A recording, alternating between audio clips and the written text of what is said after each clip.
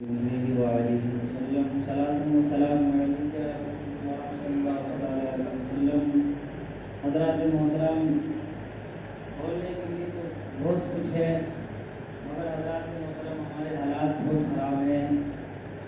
ہم لوگ ایسے بل میں بیٹھ جاتے ہیں جیسے غلط میں بل میں چھپ کر بیٹھ جاتا ہے۔ حضرات محترم، بڑے بد نصیب لوگ ہیں، بڑے بد قسمت لوگ ہیں کہ نماز کو تو نہیں آتے، فاتحہ کا نام سنے تو ان کا ارادہ ہی بدل جاتا ہے۔ حضرات محترم، مرنے کے بعد کیا ہوگا وہ تو مردہ ہی جانتا ہے۔ حضرات محترم، مرنے کے بعد جو انسان سب سے بڑا گناہ یہ گناہ ہے، جو انسان ایک وقت کی نماز چھوڑ دیتا ہے، سب سے بڑا گناہ ہے۔ چوری سے بھی بڑا گناہ ہے، زنا سے بھی زیادہ بڑا گناہ ہے۔ سب سے بڑا اگر گناہ کوئی ہے تو یہ نماز چھوڑنا گناہ ہے۔ نماز چھوڑ کر اگر بندہ کتنی بھی نیکیاں کر لے گا، کتنے بھی اعمال یا کتنی بھی عبادت کر لے گا، کون سا بھی عمل کر لے گا، تو نماز کے بغیر اس کا کوئی عمل اللہ کی بارگاہ میں قبول مقبول ہو ہی نہیں سکتا۔ اللہ کا نبی فرماتا ہے، نماز کو چھوڑ کر تم کتنی بھی نیک کام کر لو گے، کتنے بھی اچھے کام یا کتنے بھی اچھے عمل کر لو گے، تو نماز کے سوا تمہارا کوئی عمل بھی میری بارگاہ میں قبول مقبول نہیں ہوگا۔ خدا کی قسم، بندہ ایک وقت کی نماز جان بوجھ کر ترک کر دیتا ہے تو اللہ کا نبی فرماتا ہے اس کا اس انسان کا نام جہنم کے دروازے پر لکھ دیا جاتا ہے۔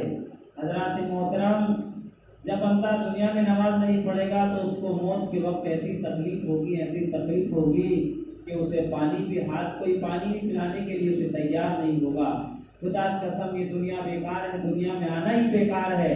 دنیا زندگی سے بہتر تو موت ہے۔ وہ حضرات محترم کتابوں میں آتا ہے کہ زندگی سے بہتر موت ہے۔ اللہ ہمیں کوئی دوسرا کچھ بنا دیتا تو حضرات محترم ہم گناہوں سے بچ جاتے، یا اللہ ہمیں جانور بنا دیتا یا ایسی کوئی مخلوق بنا دیتا تو ہم گناہوں سے بچ جاتے۔ خدا کی قسم، انسان غلطی کا پتلا ہے، نہ جانے وہ انسان دن بھر میں کتنے گناہ کرتا ہے، کتنے پاپ کرتا ہے، اسے نہیں معلوم رہتا۔ حضرات محترم، قبر کے اندر جانے کے بعد میں معلوم ہو جائے گا کہ فلاں آدمی صحیح کہا کرتا تھا، فلاں آدمی صحیح بتاتا تھا۔ حضرات محترم، مرنے کے بعد میں قبر کے اندر کوئی بچانے کے لیے نہیں آئے گا، نہ باپ آئے گا، نہ بیٹا آئے گا، نہ دوست آئے گا، نہ رشتہ دار آئے گا، نہ بھائی آئے گا، نہ بہن آئے گی، نہ کوئی ایسا اپنا جگری یار بچانے کے لیے نہیں آئے گا۔ جگری یار بھی جب تک اپنے ساتھ ہے، جب تک ہم زندہ ہیں۔ مرنے کے بعد میں، دفن کرنے کے بعد میں وہ تم کو یاد بھی نہیں کرے گا کہ میرا دوست تھا، میرا بڑا اچھا رشتہ دار تھا، بہت اچھا تھا۔ مرنے کے بعد میں وہ بھی تمہیں بھول جائے گا۔ خدا کی قسم، دوستی کرو مگر ایسی دوستی مت کرو کہ تمہیں وہ لوٹ لے یا تمہارے دل پر وار کرے۔ خدا کی قسم، ایسی دوستی کرو جو دنیا میں بھی کامیاب رہو اور آخرت میں مرنے کے بعد میں بھی وہ دوستی تمہارے کام آئے۔ دوستی اللہ سے کرو، کسی انسان سے دوستی مت کرو۔ اللہ سے دوستی رکھو گے، نبی سے دوستی رکھو گے تو دنیا میں بھی کامیاب ہو جاؤ گے، آخرت میں بھی کامیاب ہو جاؤ گے۔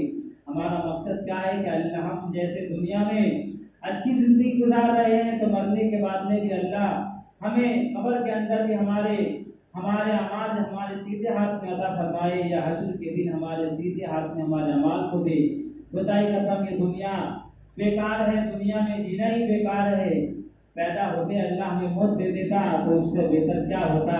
نہ جانے ہم دن بھر میں کس کی برائی کرتے ہیں، کس کی چغلی کرتے ہیں، کتنے گناہ کرتے ہیں، اپنی آنکھوں سے کسے بری نظر سے دیکھتے ہیں یا کس کے بارے میں ہم غلط سوچتے ہیں، نہ جانے ہم سے دن بھر میں کتنے پاپ ہوتے ہیں۔ تو خدا کی قسم، جو بندے نماز نہیں پڑھتے تو مرنے کے بعد میں بڑا برا عذاب ہے۔ اللہ کا عذاب کوئی کہانی یا قصہ یا کوئی ایسی کوئی چڑیا کا کہو یا کوئی پرندوں کا کوئی کھیل نہیں ہے۔ خدا کی قسم، اللہ کی عذاب بہت خطرناک ہے۔ اللہ کا قہر، اللہ کی جہنم کی جو آگ ہے، بڑی بھیانک آگ ہے۔ حضرات محترم، کہنے کا مقصد یہ ہے، فاتحہ میں وہی آتا ہے جسے اجمیر والا خواجہ بلاتا ہے۔ فاتحہ میں وہی اجمیر والے خواجہ کی وہی آتا ہے جسے اللہ توفیق دیتا ہے، جسے غریب نواز ہندوستان کا راجہ اجمیر کی سرزمین سے جسے توفیق دیتا ہے، وہی فاتحہ میں آتا ہے۔ حضرات محترم، اگر ہمارا کردار یہ بن چکا ہے، ہمارا ایک کلچر بن چکا ہے، جب ہم فاتحہ کا نام آتا ہے تو ہم اپنے ہم پیچھے ہٹ جاتے ہیں۔ حضرات محترم، زندگی میں جب تک دنیا میں رہو ایسی محفلیں آئیں یا اللہ کے نبی کے نام کی فاتحہ آئیں یا اللہ کے نبی کا نام آئے تو خدا کی قسم اس میں زیادہ سے زیادہ حصہ لیا کرو۔ مرنے کے بعد دنیا سے جائیں گے تو خالی ہاتھی جائیں گے۔ اللہ نے ہمیں دنیا میں بھیجا ہے تو خالی ہاتھی دنیا میں آئے تھے تو خالی ہاتھی آئے تھے، اب دنیا سے جائیں گے تو خالی ہاتھی جائیں گے۔ کچھ ساتھ لے کر نہیں جانا ہے، دولت بھی ہی رہ جائے گی، شہرت بھی ہی رہ جائے گی، ہر چیز دنیا میں ہی چھوڑ کر جانا ہے۔ حضرات محترم، اگر ساتھ کوئی چیز جائے گی تو یہ نماز ہی تمہارے ساتھ جائے گی۔ مرنے کے بعد میں نماز تمہاری قبر میں ایسے روشن، اللہ تبارک و تعالیٰ نماز کی برکت سے اللہ تمہاری قبر کو ایسے روشن کر دے گا، ایسے روشن کر دے گا کہ تم نے کبھی زندگی میں سوچا بھی نہیں ہوگا کہ ایسا قبر کے اندر بھی منظر ہوتا ہے۔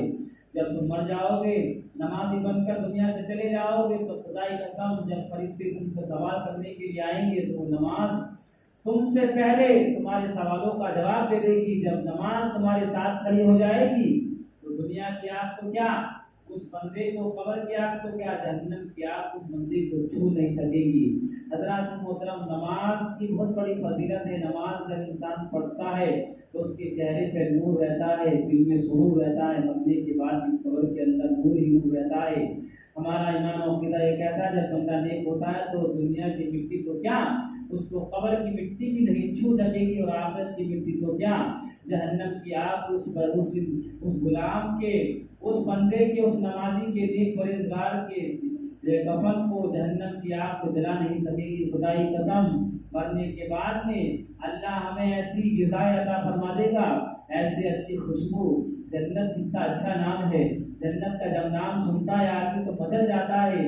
وہ جنت اگر حاصل کرنا چاہتے ہو تو اچھا بننا پڑے گا، نیک بننا پڑے گا، پرہیزگار نمازی بننا پڑے گا، نہیں تو خدا کی قسم دنیا میں بھی ایسے ذلیل ہو جاؤ گے، مرنے کے بعد میں تو فرشتے مار ہم پر اپنی کٹائی کریں گے، وہ تو اللہ کے حکم سے ہم پر ماریں گے، اللہ کے حکم سے جو وہ اللہ فرمائے گا وہ تو اپنا وہ کام کریں گے۔ خدا کی قسم جب قیامت میں جاؤ گے تو اللہ کے سامنے سر اٹھانے کے قابل نہیں رہو گے۔